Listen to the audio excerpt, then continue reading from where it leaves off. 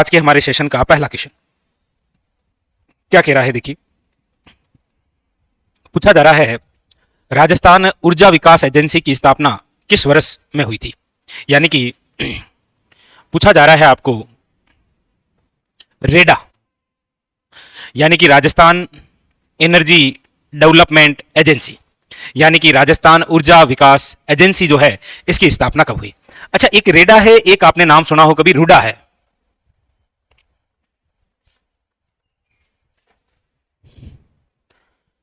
ये तो क्या है, रेडा यानी कि राजस्थान ऊर्जा विकास एजेंसी। इसकी जो स्थापना है वो तो हुई है, याद रखिएगा 1985 में। और इसका जो हेडक्वार्टर है वो भी आपके कहां पर है, तो याद रखिएगा जयपुर।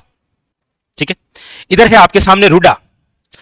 रूडा की स्थापना जो हुई है वो हुई है 1995 में, याद रखिएगा। वो 85 है रेडा और ये रूडा 95 है। अच्छा, कई बार इस रूडा की फुल फॉर्म भी पूछ लेता है, याद रखिएगा ग्रामीण गैर कृषि विकास अभिकरण। तो याद रखिएगा रेडा पूछे तो 1985 है और रूडा पूछे तो 1995 है। दोनों के ही हेडक्वार्टर पूछे आपको यानी कि मुख्यालय, तो याद रखिएगा जयपुर। ठीक है, very very important. Option number A is the correct answer. अगला अगला है गेप सागर झील कहां स्थित है। गेप सागर झील कहां स्थित है बताइए। गेप सागर झील, देखिए इसी गेप सागर झील के पास में आपको पता हो तो एक काले पत्थर से निर्मित मूर्ति लगी हुई है। काले पत्थर से निर्मित मूर्ति, और वो जो काले पत्थर से निर्मित मूर्ति है वो मूर्ति है आपकी किसकी, तो याद रखिएगा कालीबाई की। कालीबाई एक 13 वर्षीय बालिका जिन्होंने अपने शिक्षक को अंग्रेजों से बचाने के लिए स्वयं का जीवन बलिदान कर दिया था। इसलिए आज भी आप देखते हैं कि हमारे राजस्थान में सरकार की जो योजनाएं हैं उनमें कालीबाई स्कूटी योजना आप पढ़ते होंगे। और ये जो कालीबाई है इसे राजस्थान में साक्षरता की देवी के रूप में जाना जाता है, साक्षरता की देवी। और ये जो गेपसागर झील है, अब आपको पता चली गया होगा कि ये राजस्थान के जिस जिले में है वो जिला है आपकी डूंगरपुर। कौन सा है, याद रखिएगा डूंगरपुर, जिसे कहा जाता है पहाड़ों की नगरी। पहाड़ों की नगरी। ऑप्शन नंबर है आपके सामने D is the correct answer. ठीक है, अगला अगला क्वेश्चन है पोमचा क्या है। पोमचा जो है वो क्या है।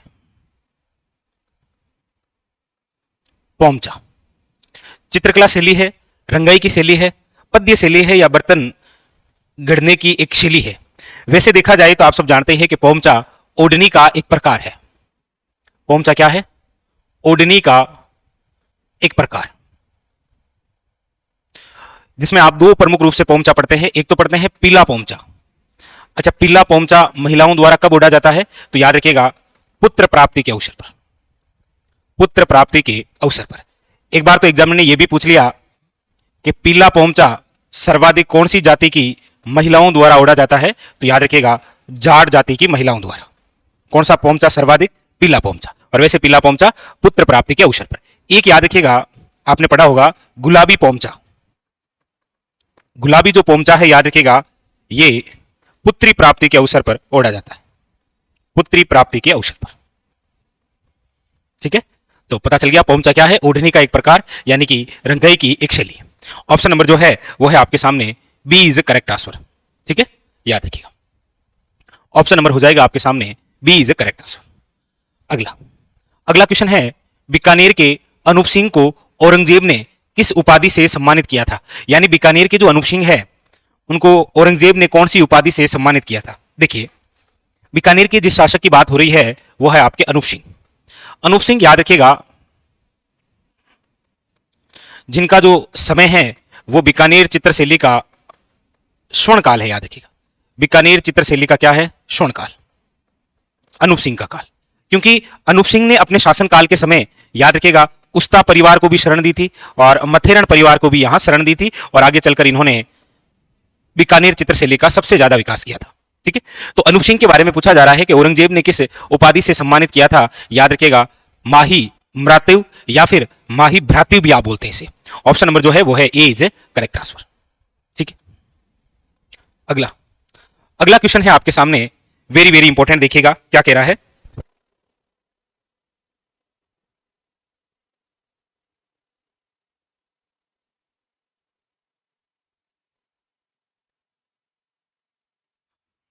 लीजिए, पूछा जा रहा है वागड़ी राजस्थान के किस क्षेत्र में बोली जाती है।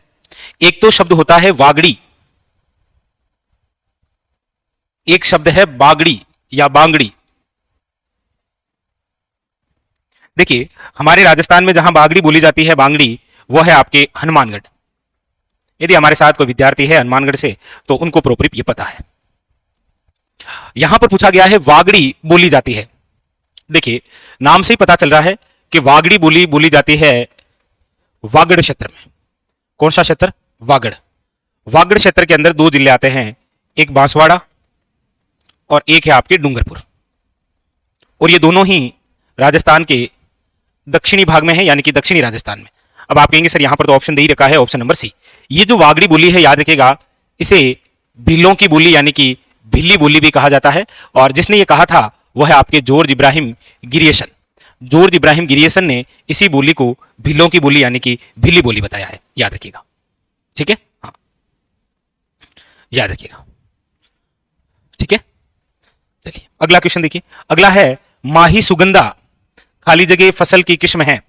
माही सुगंधा जो है वो निम्न में से किसकी किस्म है? देखिए, माही सुगंधा, माही कंचन, माही धवल, नरमा अगेती, चेतक, चालक, कोहिनूर। मतलब कुछ प्रमुख प्रमुख आपके सामने किस्में लिखी है।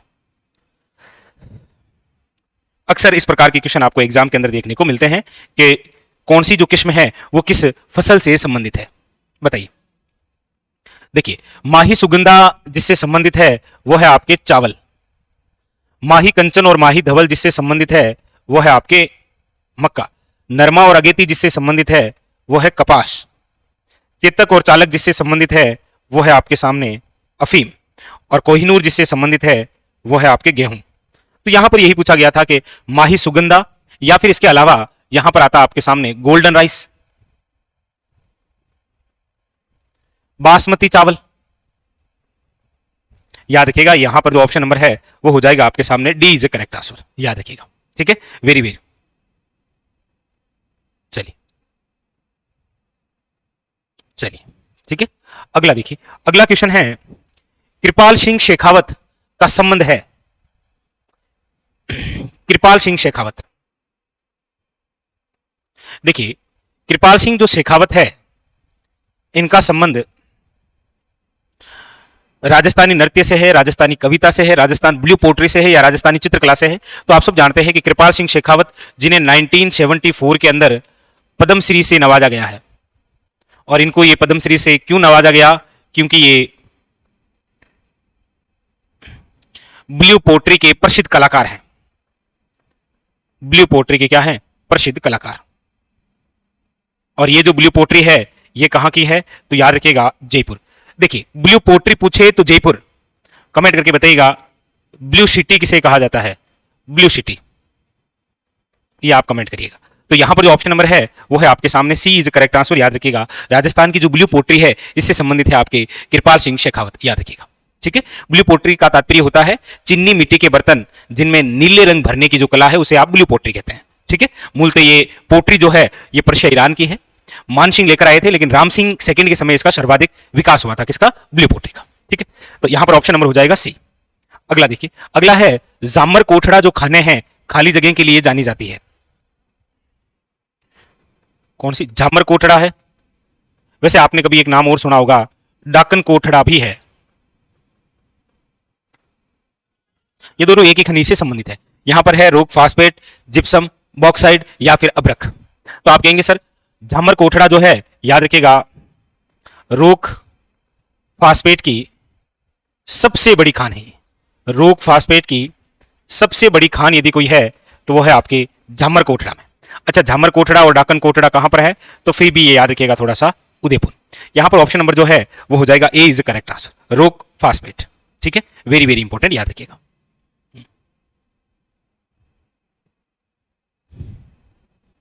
चलिए, ठीक है, अगला देखिए। अगला है राजस्थान वानिकी एवं जैव विविधता परियोजना किसके द्वारा प्रायोजित है? यह बड़ा अच्छा क्वेश्चन है। राजस्थान वानिकी वे जैव विविधता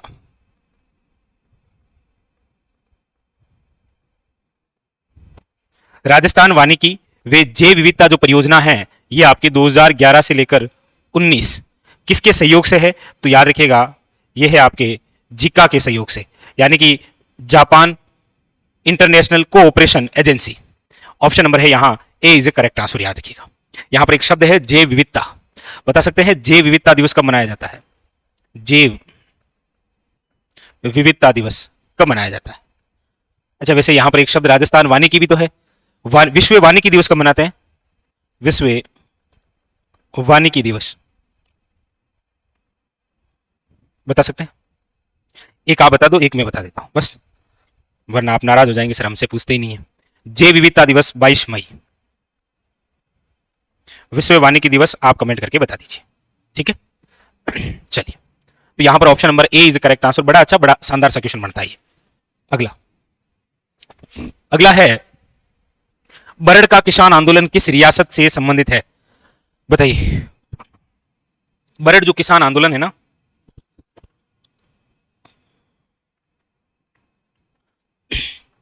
वो आपके किस रियासत से संबंधित है?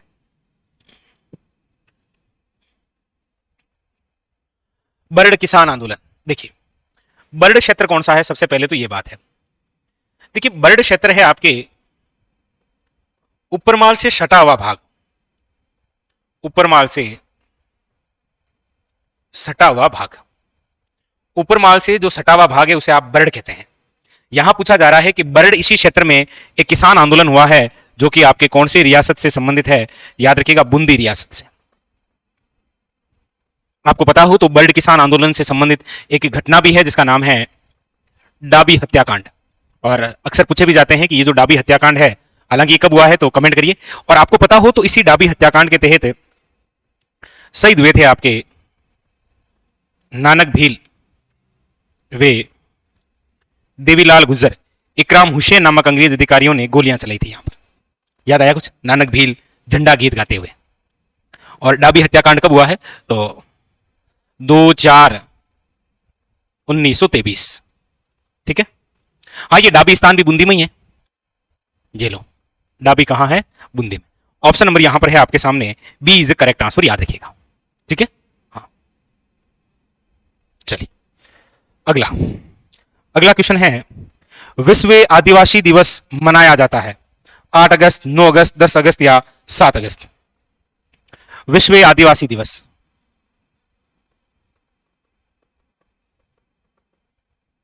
विश्व आदिवासी जो दिवस है यह मनाते हैं आपके 9 अगस्त। कब मनाते हैं? याद रखिएगा 9 अगस्त को।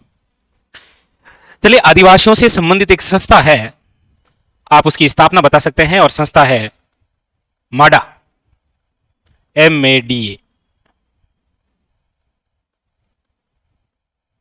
आप में से कौन बताइए सबसे अच्छा क्वेश्चन, माडा की स्थापना कब हुई है? बताइए। हाँ, 9 अगस्त, विश्व आदिवासी दिवस। और वैसे भी आपको पता ही है कि हमारे राजस्थान के कौन से क्षेत्र में सर्वाधिक आदिवासी हैं? तो दक्षिण पूर्वी। आदिवासियों का मसीहा जिसे आप कहते हैं वो है आपके मोतीलाल तेजावत। मोतीलाल तेजावत। ऑप्शन नंबर है बी। बताइए। अगला अगला है, निम्न में से कौन सा सुमेलित नहीं है? यहां पर आपके सामने कुछ परियोजनाएं दे रखी है और सामने कौन सी परियोजना किस राज्य से संबंधित है या नहीं है वो आपको बताना है। देखिए, सबसे पहले दे रखा है भाखड़ा नांगल परियोजना। आप कहेंगे सर ये जो भाखड़ा नांगल परियोजना है ये राजस्थान, पंजाब और हरियाणा, राजस्थान, पंजाब और हरियाणा आप कहेंगे यही दे रखा है, मतलब सही है। अच्छा, चंबल परियोजना तो आप जानते ही हैं, राजस्थान और MP के मध्य है, यह भी सही है। माही बजाज सागर की बात करते हैं तो राजस्थान और याद रखिएगा गुजरात के मध्य है, यह भी सही है। यानी कि A, B और C सही। डी है इंदिरा गांधी नहर परियोजना। आप सब जानते हैं इंदिरा गांधी नहर परियोजना राजस्थान के लिए, ठीक है। ऑप्शन नंबर जो है वो है आपके सामने, डी इज इनकरेक्ट। याद रखिएगा, ठीक है। चलिए, क्लियर। ऑप्शन नंबर जो है वो है डी इज इनकरेक्ट, याद रखिएगा। अगला अगला है भरतपुर संभाग में कौन सा कृषि जलवायु प्रदेश स्थित है? भरतपुर संभाग के अंदर कौन सा कृषि जलवायु प्रदेश आता है? देखिए, कृषि जलवायु प्रदेश की जब आप बात करते हैं ना, तो ये तो है हमारा प्यारा सा राजस्थान। इस राजस्थान के यहां पूरे उत्तर पश्चिम के अंदर तो फर्स्ट फर्स्ट और फर्स्ट पढ़ते होंगे आप, यहां फर्स्ट बी, यहां फर्स्ट सी और यहां फर्स्ट ए, इसे पढ़ते हैं, लोकेशन पढ़ी होगी। उसके बाद में फिर यहां आप पढ़ते हैं सेकंड ए, तो यहां पर है पाली संभाग में सेकंड बी। उसके बाद में फिर आपने यहां पढ़ा है थर्ड बी, यहां पर है आपके थर्ड ए। थर्ड ए जो है वो आपके जयपुर है, टोंक है, अजमेर है, दौसा है। उसके बाद में फिर आपने यहां पर पढ़ा है 5 हाड़ौती के पठार में।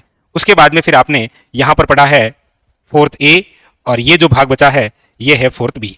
अब यहां पर आप देखिए पूछा जा रहा है भरतपुर संभाग। आप सब जानते हैं कि भरतपुर संभाग के अंदर वर्तमान में 6 जिले आते हैं। भरतपुर है, डीग है, सवाई माधोपुर है, गंगापुर सिटी है, करौली है और धौलपुर है। और आप कहेंगे सर ये पूरा पूरा जो एरिया है वो ये है, तो यहां पर क्या लिखा हुआ है? आप कहेंगे sir third B. Option number क्या हो जाएगा? A is a correct answer. ये ऐसे ही शोल होगा। पूछा जाएगा आपको, जैसे सपोज देन पूछा जाए कि चित्तौड़गढ़ और भीलवाड़ा के अंदर कौन सा कृषि जलवायु खंड है, तो आप कहेंगे सर फोर्थ ए। आपको पूछा जाए कोटा संभाग में कौन सा है, तो आप कहेंगे सर वो है आपके 5। पूछा जाए आपको बांसवाड़ा, डूंगरपुर, उदयपुर इधर कौन सा है, तो आप कहेंगे फोर्थ बी। आपको पूछा जाए पाली संभाग में कौन सा है, तो आप कहेंगे सेकंड बी। याद रखिएगा, यहां पर आपके शेखावटी क्षेत्र, हालांकि चूरू को छोड़कर झुंझुनू, सीकर, नीम का थाना, नागौर और डीडवाना, यहां पर है आपके सेकंड ए। फर्स्ट बी जो है वो 3 जिलों में है, गंगानगर, हनुमानगढ़ और अनूपगढ़। फर्स्ट सी की आप बात करेंगे तो यह आपके चूरू में आ गया, इधर आपके बीकानेर है और इधर आपके याद रखिएगा जैसलमेर। ठीक है, इस पर लोकेशन याद है तो कोई दिक्कत ही नहीं है। ठीक है, हाँ, लोकेशन याद है तो ये भी हो जाएगा, कोई दिक्कत नहीं है। क्लियर? ऑप्शन नंबर यहां हो जाएगा ए इज करेक्ट आंसर। इतना अच्छा सा क्वेश्चन है। अगला देखिए, और इसे 10 बार बनाओगे ना तब जाके ये याद होगा, एक बार में नहीं। प्रैक्टिस जो है वो सबसे बड़ी है, कामयाबी की सफलता का राज ही प्रैक्टिस है। देखिए अगला है, जयपुर के हवा महल में कितनी मंजिलें हैं? हवा महल, देखिए जयपुर का जो हवा महल है, सबसे पहले तो ये प्रसिद्ध जयपुर का ही हवा महल है। इस हवा महल का जो निर्माण है वो 1799 के अंदर प्रताप सिंह द्वारा करवाया गया है। किसके द्वारा करवाया गया है? प्रताप सिंह द्वारा। हालांकि इसके जो वास्तुकार थे वो थे आपके लाल चंदुस्ता। कौन है? लाल चंदुस्ता, याद रखिएगा। हाँ, इसके अंदर 953 आपके खिड़कियां और झरोके हैं। खिड़कियां वे झरोके, याद रखिएगा। और ये कितने मंजिल हैं? तो याद रखिएगा 5 मंजिल। अच्छा, 5 मंजिलों के नाम क्या क्या है?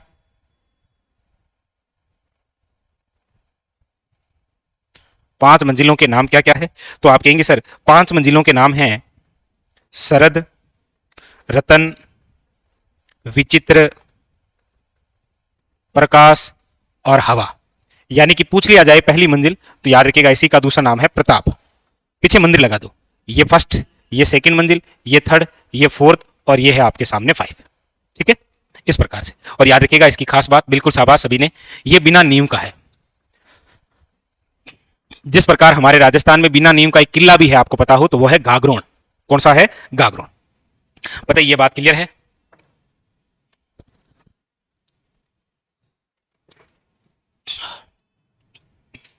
अगला अगला है, राजस्थान का कौन सा मेला आदिवासियों का कुंभ कहलाता है? आदिवासियों का कुंभ, देखिए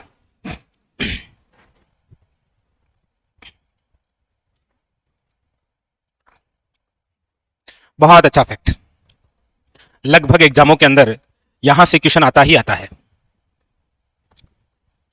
कितने प्रकार के क्वेश्चन बनते हैं देखिए। आदिवासियों का एक तो फैक्ट है आपके सामने, बताइएगा आप, आदिवासियों का मसीहा किसे कहा जाता है? एक आप बताइएगा, आदिवासियों का कल्प वृक्ष किसे कहा जाता है? एक आप बताइएगा, आदिवासियों का कुंभ कौन सा है? आदिवासियों का मसीहा, आदिवासियों का कल्प वृक्ष और आदिवासियों का कुंभ, ये तीनों ही बड़े इंपॉर्टेंट और बड़े खास क्वेश्चन हैं आपके लिए।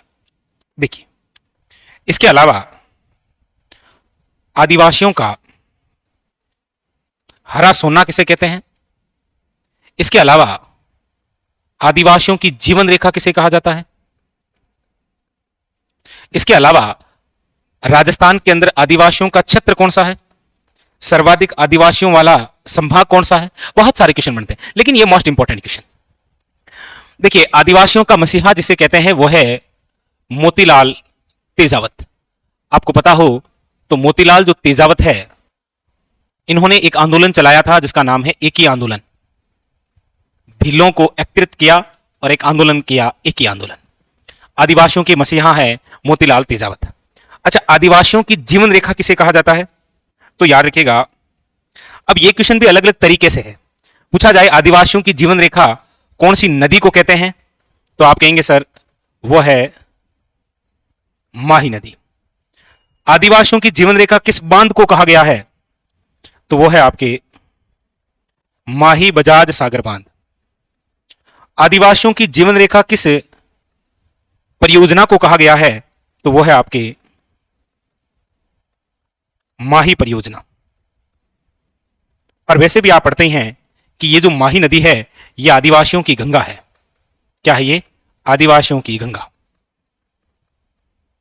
अब जो भी ऑप्शन में हो आप कर देना, कोई दिक्कत है नहीं, ठीक है। चलिए, पूछा जाए आदिवासियों का कल्प वृक्ष किसे कहा जाता है? तो याद रखिएगा वो है महुआ। आदिवासियों का कल्प वृक्ष कौन सा है? महुआ, जिसका साइंटिफिक नेम है मधुका लोंगाफोलिया। मधुका लोंगाफोलिया। और याद रखिएगा इसी महुआ से देशी शराब प्राप्त होती है, हालांकि पेय पदार्थ बोलते हैं, और वो है आपके महुड़ी, ठीक है। इसके अलावा पूछा जाए आदिवासियों का हरा सोना किसे कहा गया है? तो याद रखिएगा बांस को। आदिवासियों का हरा सोना है बांस। बांस को दर्जा दिया गया है विश्व की सबसे लंबी घास का। विश्व की सबसे लंबी घास, ठीक है। आप कहेंगे सर साइंटिफिक नेम, तो बंबूसा वेलगेरिस या वलगेरिस, ठीक है। अच्छा, आदिवासियों का कुंभ किसे कहा जाता है? तो याद रखिएगा वो है बणेश्वर धाम। और ये जो बणेश्वर धाम है, ये बणेश्वर धाम आपके कहां पर है? तो याद रखिएगा ये है आपके नवाटापुरा गांव। और ये जो नवाटापुरा गांव है ये है आपके डूंगरपुर में। यहां पर याद रखिएगा सोम, माही और जाखम का क्या होता है? त्रिवेणी संगम। सोम, माही और जाखम का क्या होता है? त्रिवेणी संगम। यहां पर खंडित शिवलिंग की पूजा होती है जी, खंडित शिवलिंग की पूजा होती है, ठीक है। इसके अलावा आपको पूछा जाए कि राजस्थान में सर्वाधिक आदिवासी क्षेत्र कौन सा है? सर्वाधिक क्षेत्र, तो याद रखिएगा राजस्थान में आदिवासियों का जो सर्वाधिक क्षेत्र है वो है आपके दक्षिण पूर्वी राजस्थान, ठीक है। पूछा जाए आदिवासियों की कृषि कौन सी है? तो याद रखिएगा वो है आपके स्थानांतरित कृषि। और ये जो स्थानांतरित कृषि है इसे ही कहा जाता है आपके स्लेश वेबर्न, इसे ही कहा जाता है चिम्माता, इसे ही कहा जाता है दजिया, इसे ही कहा जाता है वात्रा। तो ये सारी आपके क्या है? याद रखिएगा आदिवासियों द्वारा की जाने वाली प्रमुख रूप से कृषि है, ठीक है। चलिए, ठीक है। हाँ, तो जो भी आपके जिस प्रकार से भी क्वेश्चन पूछा जाए वो आपको ऑप्शन में देखना है कि क्या पूछा जा रहा है और किस प्रकार से पूछा जा रहा है, ठीक है। और आप देखते हैं अक्सर स्टार लगा लीजिएगा, लगभग एग्जामों के अंदर यहां से कोई ना कोई किसी ना किसी प्रकार का फैक्टर जरूर पूछा जाता है आपके, ठीक है।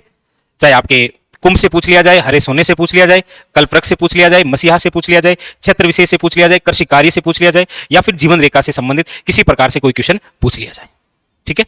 बताइए, कंप्लीट है? सारे फैक्ट क्लियर हैं यहां पर? किसी प्रकार से कोई दिक्कत है नहीं? चलिए चलिए,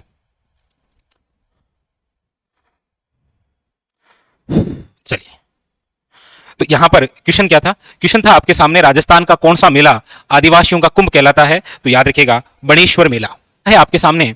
उदयपुर के राजमहल में चित्तेरों की ओवरी की स्थापना किसने की थी? देखिए, उदयपुर के जो राजमहल हैं और उदयपुर के राजमहलों में जो चित्तेरों की ओवरी है, यानी कि जिसे कहा जाता है तस्वीरारू कारखानों, तस्वीरारू कारखानों, और ये जो तस्वीरारू कारखानों हैं, चित्तेरों की ओवरी जिसे कहा जाता है, इनका जो निर्माण है वो करवाया है, याद रखिएगा, मेवाड़ के महाराणा जगत सिंह। ऑप्शन नंबर है, और वो भी फर्स्ट ऑप्शन नंबर है आपके सामने, सी इज द करेक्ट आंसर। ठीक है, याद रखिएगा। अगला अगला है, निम्न में से कौन सी आंतरिक अफवाह नदी है? आपके सामने कुछ नदियां ऑप्शन में दे रखी है, आपको पहचानना है कौन सी ऐसी नदी है जो आंतरिक अफवाह तंत्र की है। आंतरिक अफवाह तंत्र का मतलब होता है ऐसी नदियां जो अपना पानी ना तो अरब सागर की ओर ले जाती है और ना ही बंगाल की खाड़ी में उड़ेलती है, वो कहीं बीच में ही रुक जाती है, वो कहलाता है आंतरिक अफवाह तंत्र। और इनमें से आप देखेंगे कि कौन सी नदी आंतरिक अफवाह तंत्र, तो देखिए आंतरिक अफवाह तंत्र की जो नदियां हैं उसमें एक तो कांतली है, एक काकनी या काकनी है, एक घग्गर है, एक रूपारेल है, एक आपके रूपनगढ़ है, एक आपके खारी है, एक मेंता है, एक साबी है, एक खंडेला है, एक द्रियवती है। तो ये इतनी सारी आपके आंतरिक अफवाह तंत्र की क्या है नदियां, और इनमें से आप देख रहे हैं ऑप्शन में जो है वो है साबी। ऑप्शन नंबर क्या है? B is the correct answer, याद रखिएगा। ठीक है, हाँ। अगला देखिए, अगला है, निम्नलिखित में से किसने करौली को अपनी राजधानी बनाया था? करौली को अपनी राजधानी बनाने वाला व्यक्ति कौन था? देखिए, करौली जिसका प्राचीन नाम क्या था? चलो कमेंट करके बताओ आप। देखिए, करौली जिसने बसाया वो तो है अर्जुन पाल। करौली को बसाने वाला तो कौन है? याद रखिएगा, अर्जुन पाल। लेकिन इस करौली को राजधानी के रूप में विकसित करने वाला है धर्मपाल द्वितीय। तो ऑप्शन नंबर ये है, डी इज करेक्ट आंसर, याद रखिएगा। ठीक है, अच्छा, इस करौली का प्राचीन नाम क्या है ये तो आप मुझे कमेंट करके बताइएगा। अगला, आमेर का जगत शिरोमणि मंदिर किसकी याद में बनवाया गया है? देखिए, सबसे पहले तो ये जो मंदिर है जगत शिरोमणि, कई बार तो ये डायरेक्ट इस प्रकार से क्वेश्चन आता है और बड़ा शानदार सा क्वेश्चन है कि ये जो जगत शिरोमणि मंदिर है ये आपके राजस्थान के कौन से किले में बना हुआ है? तो याद रखिएगा, आमेर में। अच्छा, आमेर में किसने बनाया था? आमेर में मानसिंह ने, आमेर के अंदर जो है वो बनाया है आपके मानसिंह फर्स्ट की जो पत्नी है ना, मानसिंह फर्स्ट की पत्नी जिनका नाम है कनकावती। इस कनकावती द्वारा अपने पुत्र जगत सिंह की याद में,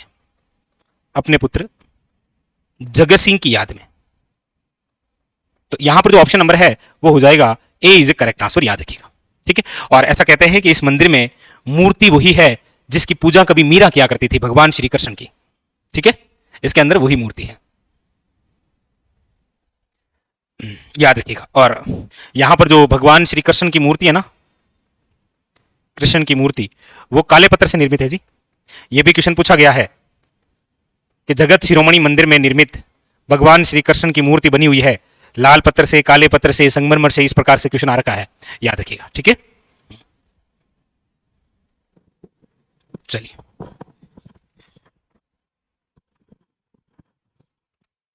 ठीक है, अगला देखिए, अगला क्वेश्चन है, राज रत्नाकर का लेखक कौन था? यहां पर शब्द है राज रत्नाकर।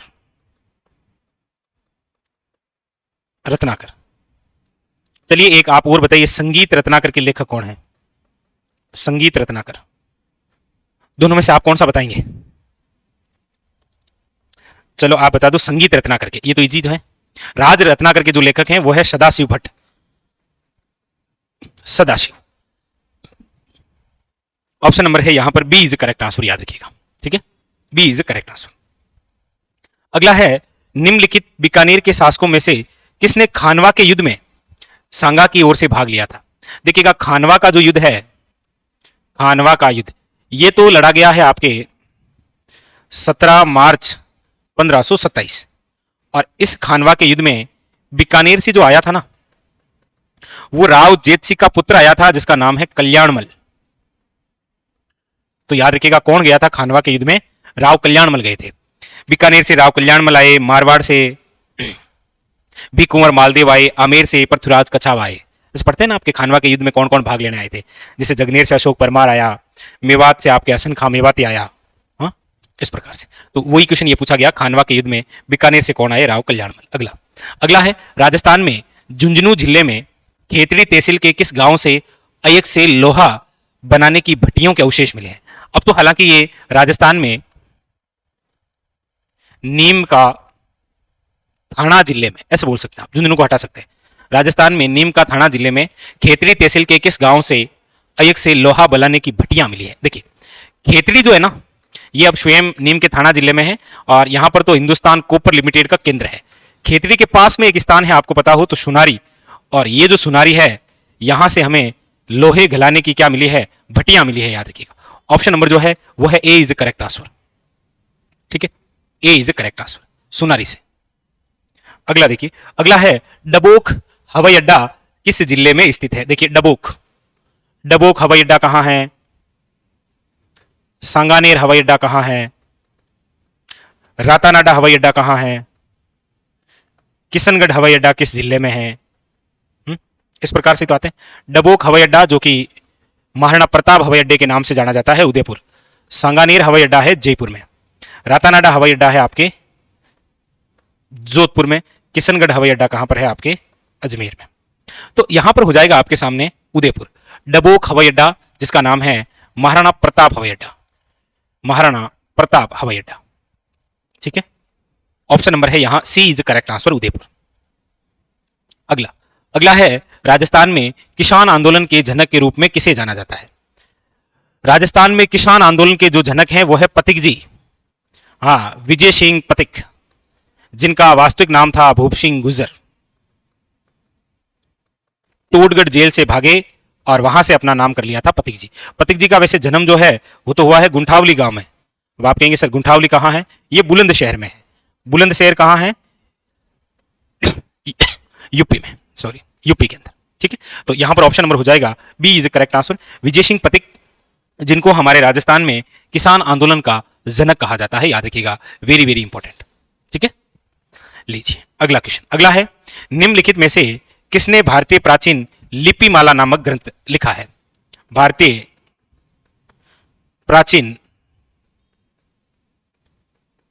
लिपिमाला, एक तो ये पुस्तक और एक ये द अर्ली चौहान डायनेस्टीज, ये दो किन किन इतिहासकारों की रचना है बताइए। दोनों ही बड़े और शानदार से क्वेश्चन हैं, अक्सर पूछे जाते हैं। देखिए आप कौन सी बताएंगे, या दोनों ही आप ही बताएंगे। भारतीय प्राचीन लिपिमाला है डॉक्टर जी.एच. ओझा की, डॉक्टर जी.एच. ओझा, डॉक्टर गौरीशंकर हीराचंद ओझा। और द अर्ली चौहान डायनेस्टी जो है वो भी है आपके डॉक्टर दशरथ शर्मा, याद रखिएगा, गोपीनाथ शर्मा नहीं है, डॉक्टर दशरथ शर्मा है। हाँ ये भी अभी जो 2022 और 23 में जितने भी आरएसएसबी बोर्ड ने एग्जाम करवाए हैं ना, उनमें से या तो ये पुस्तक या फिर ये पुस्तक, दोनों ही अल्टरनेट पूछी जाती थी, या तो ये पूछ ली तो ये या फिर ये, इसलिए आप दोनों ही ध्यान रखिएगा, ठीक है। भारतीय प्राचीन लिपिमाला भी और द अर्ली चौहान डायनेस्टीज भी, दोनों ही इंपॉर्टेंट है, ठीक है। तो याद रखिएगा डॉक्टर गौरीशंकर हीराचंद ओझा। तो यहां पर जो ऑप्शन नंबर है वो हो जाएगा सी। वैसे आप बता सकते हैं क्या, डॉक्टर गौरीशंकर हीराचंद ओझा जो है इनकी जन्मस्थली कौन सी है, इनकी जन्मस्थली कौन सी है, बताइए इनकी जन्मस्थली कौन सी है, ठीक है। चलिए तो ये था आज का हमारा सेशन, जहां पर हमने आपके इन राजस्थान जीके के उन 25 महत्वपूर्ण क्वेश्चनों की चर्चा की है जो कि आपके किसी ना किसी एग्जाम के अंदर आ ही रखे हैं, ठीक है। और इस सेशन का उद्देश्य यही होता है हमेशा कि जितने भी विद्यार्थी हमारे साथ जुड़े वो सारे के सारे आपकी जो अपनी तैयारी है उसका आप एनालिसिस कर सकें कि मैंने जो जीके पढ़ रखा है उसमें से क्वेश्चन किस प्रकार से आते हैं और मुझे कैसे सोल्व करने हैं, ठीक है।